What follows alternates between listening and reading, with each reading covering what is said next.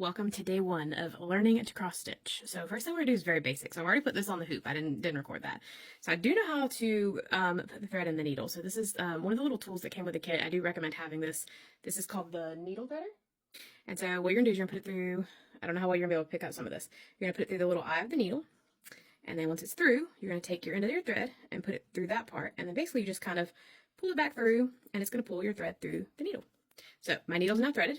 And so now the next thing we're going to do is we need to tie our knot to start it. So the way that this tutorial booklet has told me to do it is to take, so I've got the needle thread, I've got it in one hand, to take the other end of the thread and hold it right here. And it says to wrap it around twice. So 1, 2, and then basically all we're going to do is slide this all the way down to the end. We're going to see how well this works.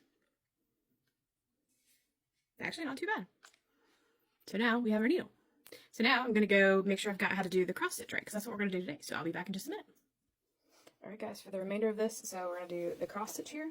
So it does tell us to go up from the bottom first, and you can kind of see the pattern on the back. So what we're going to do is look at the pattern on the back and try to get like close to the bottom of that X and push it through. And then we come through, you'll see our needle on this side. And we're going to pull it through all the way till we hit that knot. And then you're going to go down on the other side of the X here.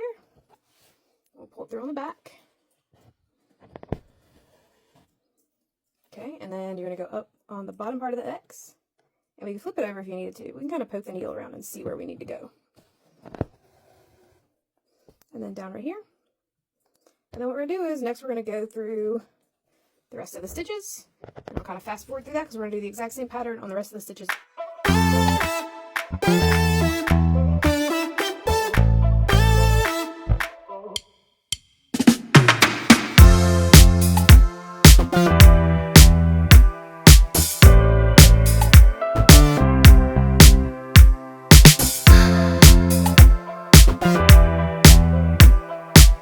Done. So there's no more continuous stitches here for me to come back up through. So now that we went through the last part, we've got all our X's here. I don't think it looks too bad.